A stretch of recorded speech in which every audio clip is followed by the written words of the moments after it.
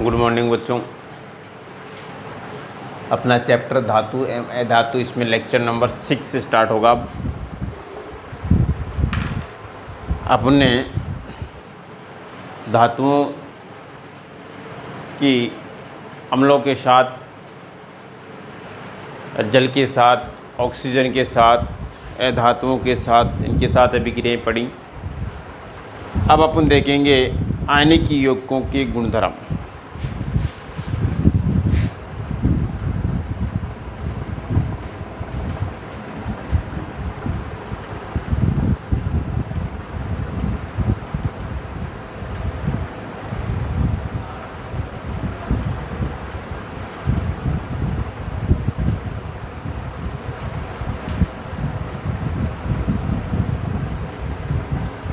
आयनिक यौगिकों के गुणधर्म।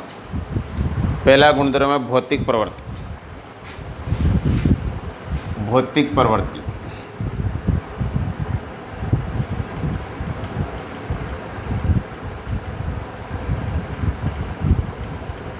देखो बच्चों, आयनिक यौगिक जो हैं वो ठोस होते हैं और भंगुर प्रवृत्ति के होते हैं। भंगुर मतलब बिखरने वाली प्रवृत्ति के। जैसे उनके ऊपर किसी प्रकार का प्रहार करेंगे वो बिखरे जाएंगे।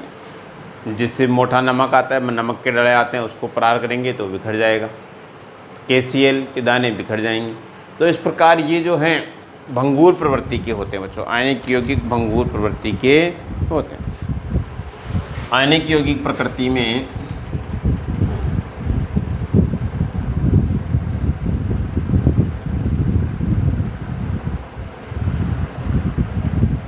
आयनिक यौगिक की प्रकृति में ठोस व भंगुर अवस्था में पाया। आयनिक यौगिक प्रकृति में ठोस व भंगुर होते हैं।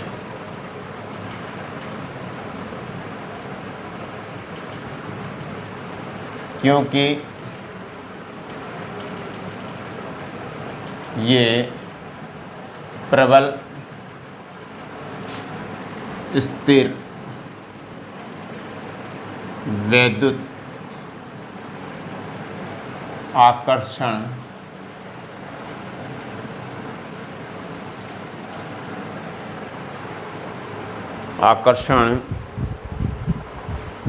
बल द्वारा जुड़े होते हैं।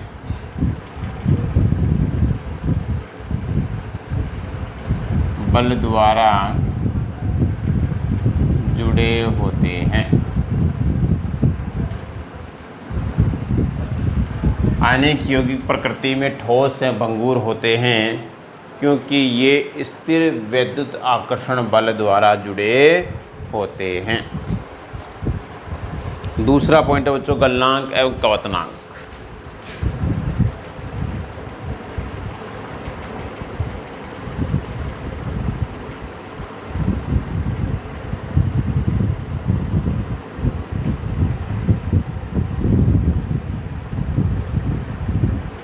MP and BP, melting point and BP, boiling point. गलनांक एवं क्वथनांक। आयनिक यौगिकों गलनांक एवं क्वथनांक उच्च होते हैं। आयनिक यौगिकों के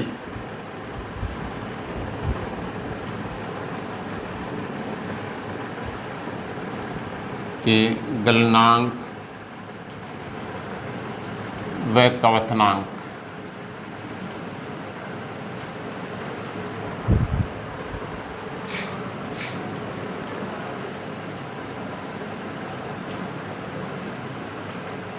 उच्च होते हैं।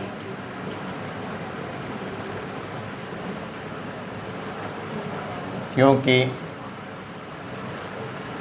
ये प्रबल, स्थिर विद्युत आकर्षण बल द्वारा जुड़े होते हैं। प्रबल, स्थिर विद्युत आकर्षण बल द्वारा जुड़े होते हैं, क्योंकि ये प्रबल स्थिर विद्युत आकर्षण बल द्वारा जुड़े होते हैं, अतः इन्हें तोड़ने के लिए अधिक ऊर्जा की आवश्यकता होती है। अतः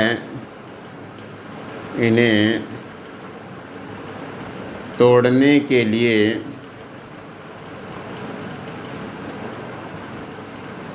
अधिक ऊर्जा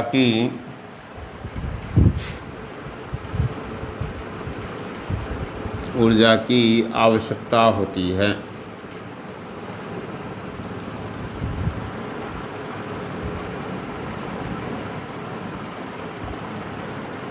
अधिक ऊर्जा की आवश्यकता होती है। ठीक है बच्चों। तीसरा अपन देखेंगे बच्चों घुलनशीलता।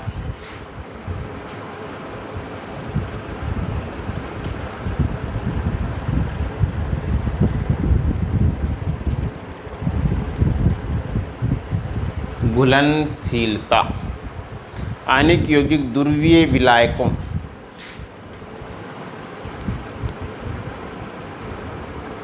आयनिक यौगिक ध्रुवीय विलायकों आयनिक यौगिक ध्रुवीय विलायकों जैसे जल में घुलनशील ध्रुवीय विलायकों जैसे जल में घुलनशील व अध्रुवीय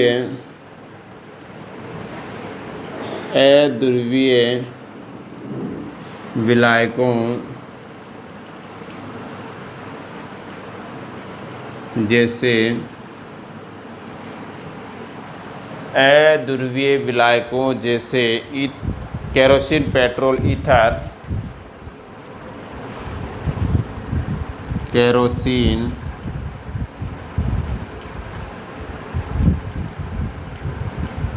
पेट्रोल, ईथर आदि में अघुलनशील होते हैं। आदि में अघुलनशील होते हैं। मतलब सीधी सी भाषा आपको ये याद रखनी है कि समान समान को घोलता है। अब जैसे नमक है एक अकार्बनिक यौगिक है और ईथर, केरोसिन, पेट्रोल ये क्या है कार्बनिक यौगिक है और जल क्या है अकार्बनिक यौगिक है। इसलिए जल में घुलनशील है जबकि ईथर, केरोसिन, पेट्रोल में घुलनशील नहीं है क्योंकि ये कार्बनिक है। तो समान समान को घोलता है, अकार्बनिक अकार्बनिक को घोलेगा और कार्बनिक कार्बनिक को घोलेगा। ठीक है बच्चों। नेक्स्ट है बच्चों चौथा पॉइंट चालकता।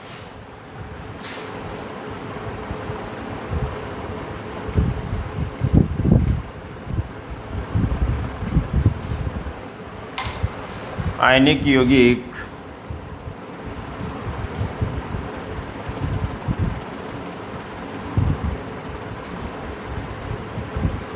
ठोस अवस्था में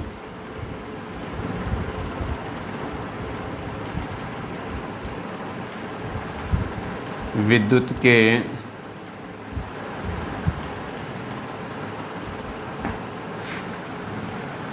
कुचालक होते हैं।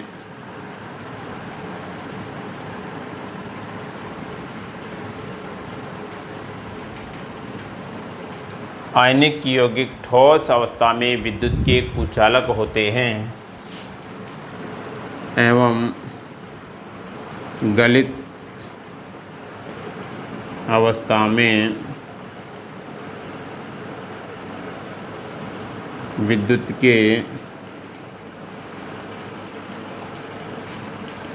सुचालक होते हैं।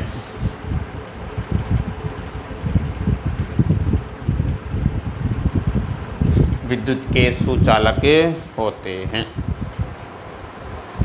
तो ये है बच्चों आयनिक यौगिकों के भौतिक गुणधर्म। पहला पॉइंट है बच्चों भौतिक प्रवृत्ति, दूसरा गलनांक या क्वथनांक, तीसरा घुलनशीलता और चौथा चालकता। उतार लो बच्चों से।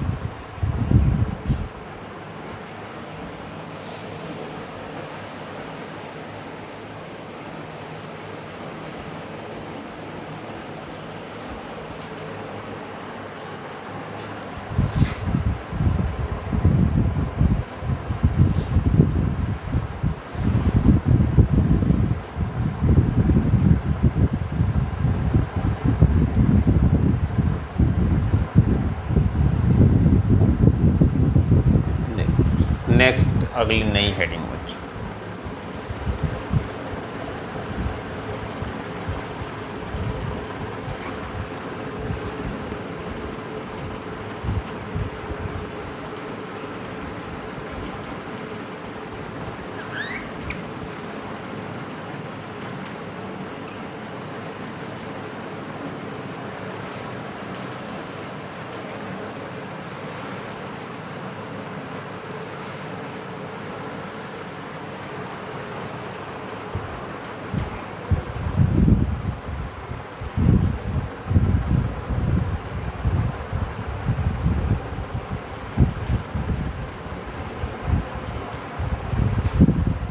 नेक्स्ट हेडिंग है बच्चों धातुओं की प्राप्ति।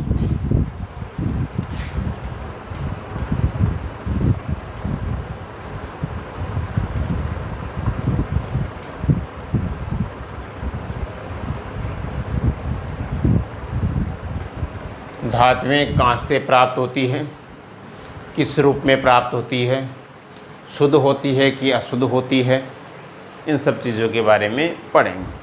अशुद्ध है तो उसको शुद्ध कैसे करेंगे, उसकी विधियाँ पढ़ेंगे बच्चों।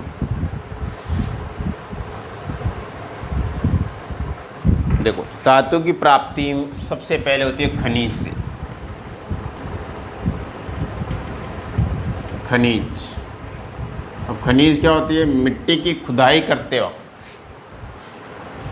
मिट्टी की खुदाई के समय जो अपने को प्राप्त होती है वो खनिज कहलाता है।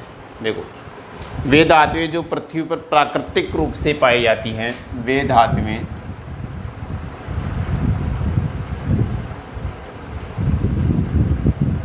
जो पृथ्वी पर प्राकृतिक रूप में पाई जाती हैं,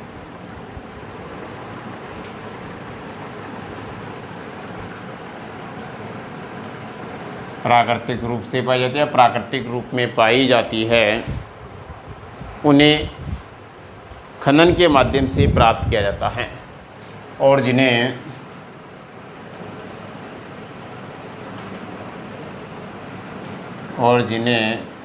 खनन के माध्यम से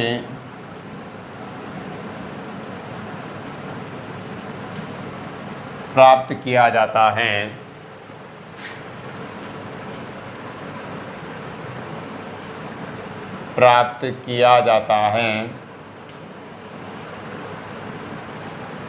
खनिज कहलाते हैं।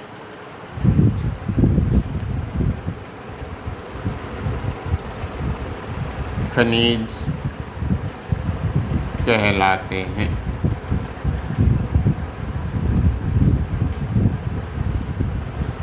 खनिज कहलाते हैं जैसे जिंक, तांबा, लोहा आदि। जैसे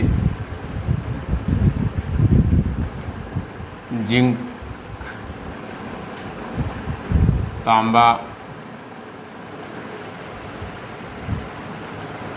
लोहा आदि, जो भी अपने को खुदाई के दौरान जो प्राकृतिक धातुएं अपने को प्राप्त होती हैं वही खनिज कहलाती हैं। दूसरा शब्द देखेंगे बच्चों अयस्क।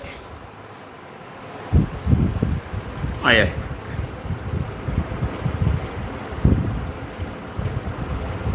देखो, ये जो खनिज प्राप्त होते हैं, इन खनिजों से जो शुद्ध धातु प्राप्त की जाती है वो अयस्क कहलाते हैं। क्या कहलाते हैं बच्चों? अयस्क कहलाते हैं। वे खनिज जिनसे शुद्ध धातु प्राप्त की जाती है, वे खनिज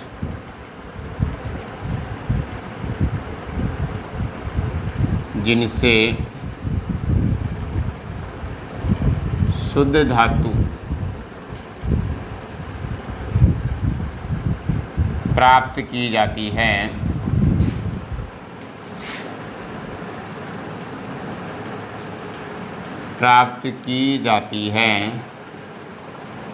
अयस्क कहलाती है।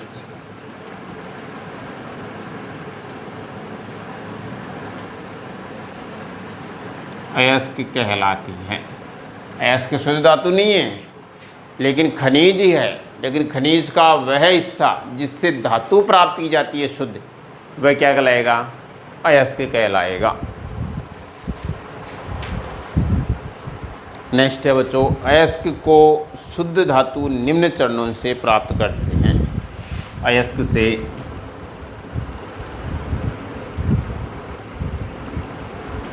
शुद्ध धातु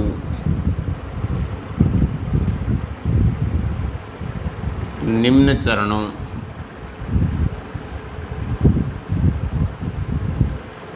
अयस्क से शुद्ध धातु निम्न चरणों में प्राप्त करते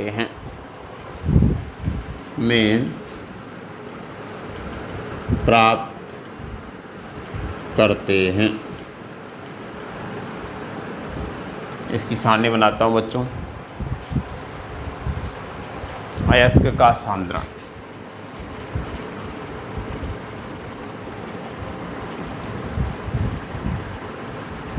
कोई अयस्क का सांद्रण है और उससे किस प्रकार अपन जो हैं वो शुद्ध धातुएं प्राप्त करेंगे। अयस्क के सांद्रण 3 प्रकार से: उच्च क्रियाशील धातु अयस्क, उच्च क्रियाशील धातु अयस्क, मतलब इस प्रकार के धातु अयस्क जिनकी धातुएं उच्च क्रियाशील हों, अधिक क्रियाशील हों, जल्दी क्रिया करने वाली हों, तो इनके लिए जो है वो करेंगे गलित धातु का विद्युत अपघटन करवाकर शुद्धिकरण। गलित धातु का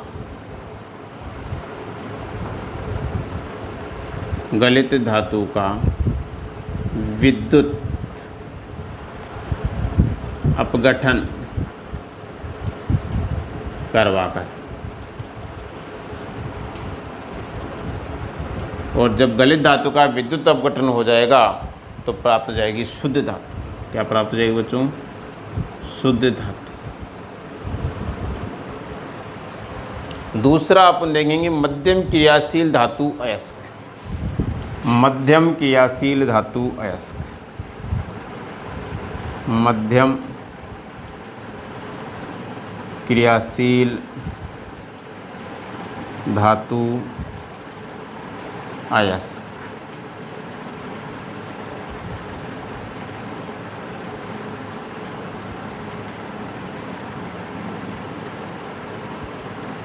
धातु अयस्क। इसके 2 पार्ट है बच्चों, 2 प्रकार से इसको करते हैं। मध्यम क्रियाशील धातु अयस्क,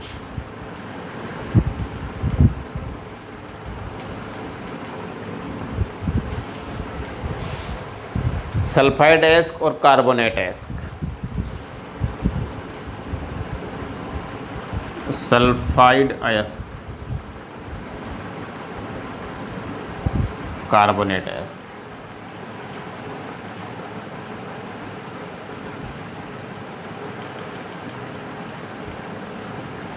मतलब अयस्क में यदि सल्फाइड की अशुद्धि हो और या अयस्क में कार्बोनेट की अशुद्धि हो, तो सल्फाइड अयस्क की अशुद्धि को करते हैं तो भंजन, इसका करेंगे भंजन। आगे बढ़ेंगे बच्चों, ये क्या है भंजन? उसके बाद में इसका करेंगे बच्चों ऑक्साइड बनाएंगे, फिर अपचयन होगा और फिर धातु। इससे बनेगा ऑक्साइड, ऑक्साइड का फिर करवाएंगे अपचयन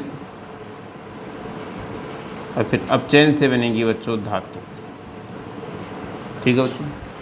और कार्बोनेट एस्क में जो है वो बनाते हैं भंजन की जगह निस्तापन। भंजन की जगह हो जाएगा बच्चों निस्तापन। ये पृथक्करण की विधियां हैं बच्चों जो आगे पढ़ेंगे इस चैप्टर में। फिर उसके बाद बनेगा वही ऑक्साइड, फिर ऑक्साइड से वही अपचयन और अपचयन से बच्चों धातु। अपचयन से क्या बनेगी बच्चों धातु। उसके बाद में तीसरा जो है वो निम्न क्रियाशील धातु अयस्क बच्चों। निम्न क्रियाशील धातु अयस्क। निम्न क्रियाशील धातु अयस्क। निम्न क्रियाशील धातु अयस्क। अब इसमें क्या है बच्चों, इसमें सल्फाइड का भंजन होगा, फिर ऑक्साइड, फिर गर्म करेंगे सल्फाइड का भंजन। सल्फाइड का भंजन, सबसे पहले सल्फाइड का भंजन होगा, उसके बाद में ऑक्साइड बनेंगे और फिर गर्म करने पर धातु बनेगी ऑक्साइड।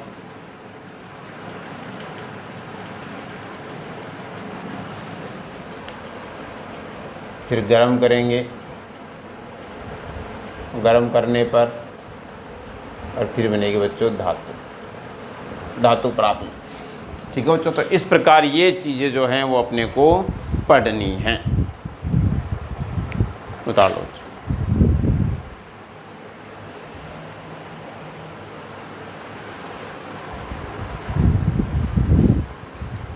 देखो खनिज वे धातुएं जो पृथ्वी पर प्राकृतिक रूप से पाई जाती है और जिन्हें खनन के माध्यम से, खनन का मतलब होता है खुदाई करके, खोद कर, अब उसको हाथ से खोदा जाता है या किसी मशीनरी से खोदा जा सकता है। ठीक है।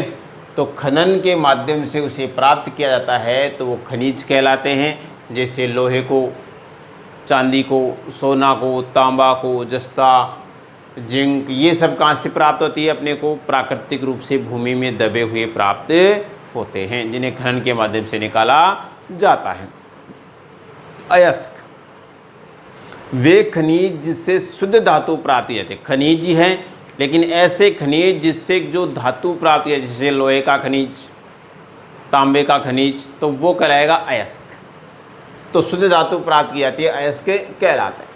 अब अयस्क जो है वो मिश्रण है। अब इससे जो है वो धातु का शुद्धिकरण करेंगे तो इसके सांद्रण से 3 विधियों द्वारा, उच्च क्रियाशील धातु अयस्क, मध्यम क्रियाशील धातु अयस्क और निम्न क्रियाशील धातु अयस्क। भाई कोई भी धातु उसकी क्रियाशीलता होगी, क्रियाशीलता आपको बताई थी मैंने, क्रियाशीलता का ऑर्डर।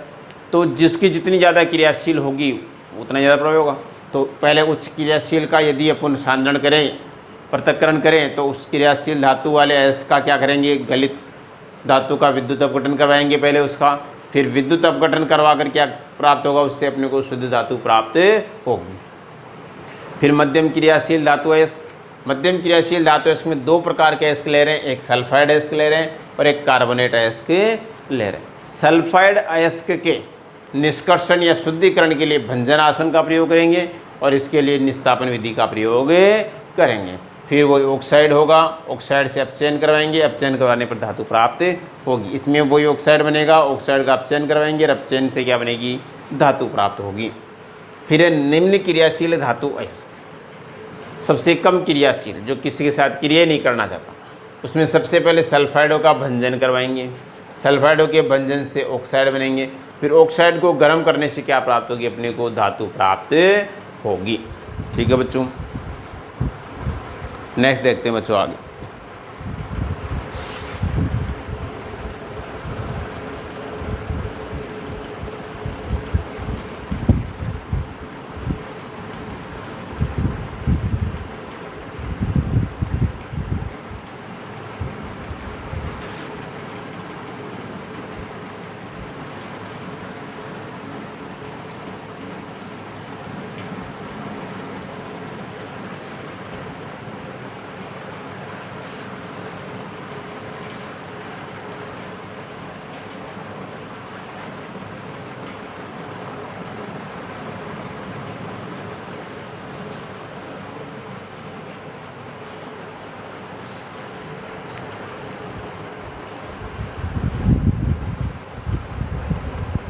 देखो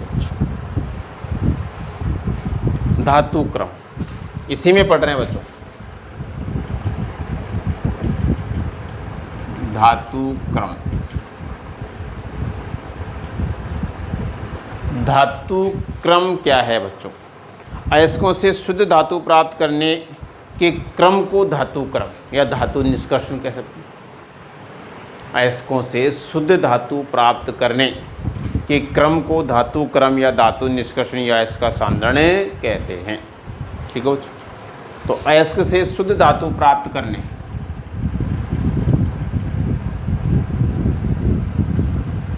अयस्क से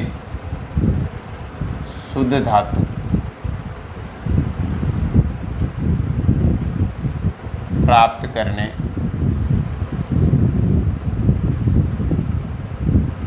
अयस्क से शुद्ध धातु प्राप्त करने के क्रम को धातु क्रम के क्रम को धातु क्रम के क्रम को धातु क्रम या धातु निष्कर्ष या अयस्क सांद्रण कहते हैं, या धातु निष्कर्ष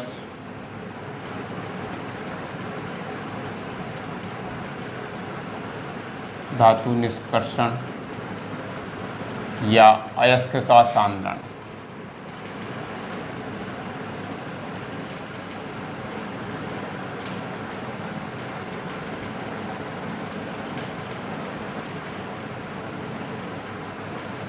या अयस्क का सांद्रण कहते हैं। अयस्क से शुद्ध धातु प्राप्त करने के क्रम को धातु क्रम या धातु निष्कर्षण या अयस्क का सांद्रण कहते हैं। दूसरे डेफिनेशन है बच्चों की गैंग। गैंग, अब गैंग क्या है बच्चों? जब भी किसी धातु अयस्क का सांद्रण करेंगे या निष्कर्षण शुद्धिकरण करेंगे तो उसके दौरान जो अशुद्धि बचती है वो कहलाती है गैंग। तो अयस्क में उपस्थित अनावश्यक पदार्थ या अशुद्धि, अयस्क में उपस्थित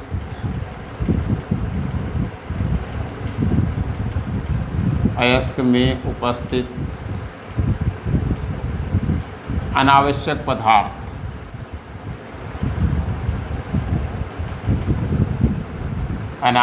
पदार्थ अयस्क में उपस्थित अनावश्यक पदार्थ या अशुद्धि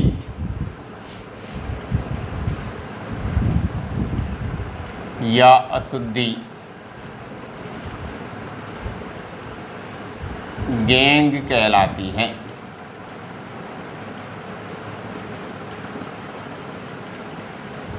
गैंग कहलाती है। अयस्क में उपस्थित अनावश्यक पदार्थ या अशुद्धि गैंग कहलाती है। ठीक है बच्चों। नेक्स्ट बच्चों भर्जन।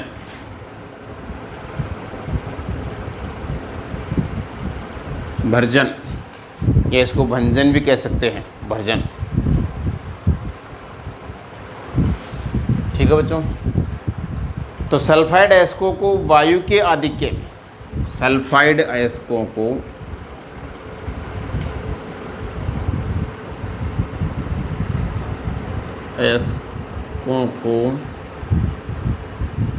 वायु की उपस्थिति में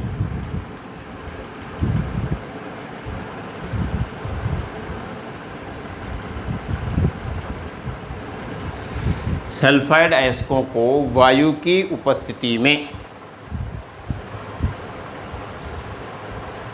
गलनांक के साथ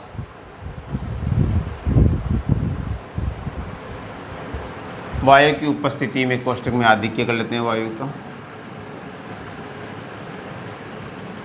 गलनांक के साथ सल्फाइड अयस्कों को वायु की उपस्थिति यानी वायु के आधिक्य में गलनांक के साथ या गलनांक से कम ताप पर से, गलनांक से कम ताप पर, गलनांक से कम ताप पर, इसका मतलब ये है किसी धातु का जो गलनांक होगा उस गलनांक से तापमान कम होना चाहिए। अगर कम नहीं होकर ज़्यादा होगा तो वो धातु पिघलना शुरू हो जाएगी, तो पिघलने के बाद उसका शुद्धिकरण नहीं होगा। तो गलनांक से कम ताप पर ऑक्साइडों में बदलने की प्रक्रिया को ऑक्साइडों में बदलने की प्रक्रिया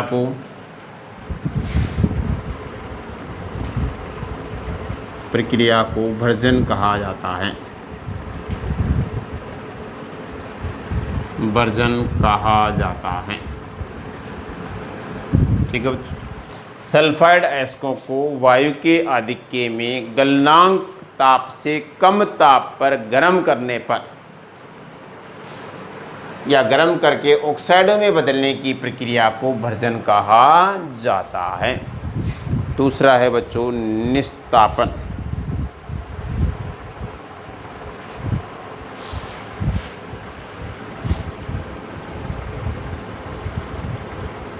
अब निस्तापन में क्या ले रहे थे, तो कार्बोनेट अयस्क, इसमें क्या ले रहे हैं, सल्फाइड अयस्क।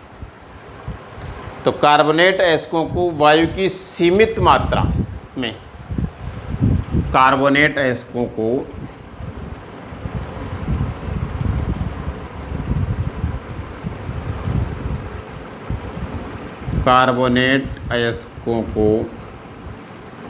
वायु की सीमित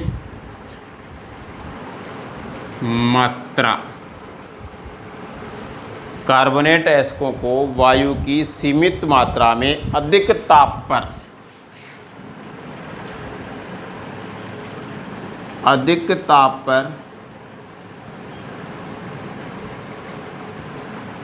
ऑक्साइडों में बदलने की प्रक्रिया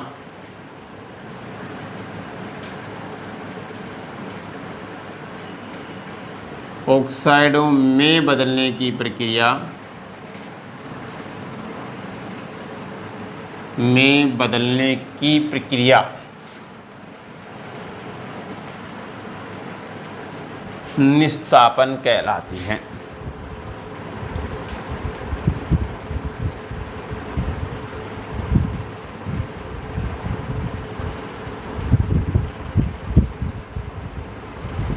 निस्तापन कहलाती है। दौड़ो जिसमें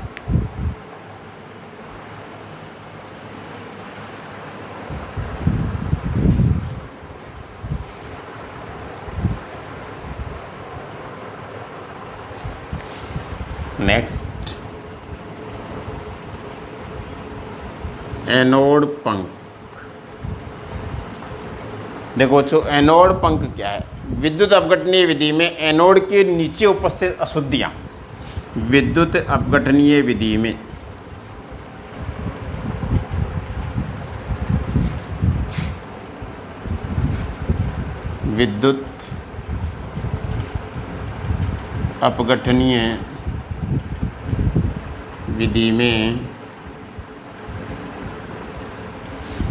विद्युत अपघटनीय विधि में एनोड के नीचे स्थित अशुद्धियाँ,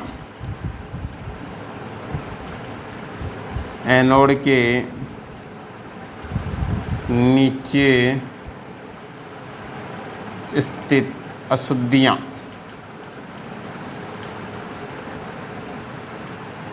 एनोड पंख कहलाती हैं।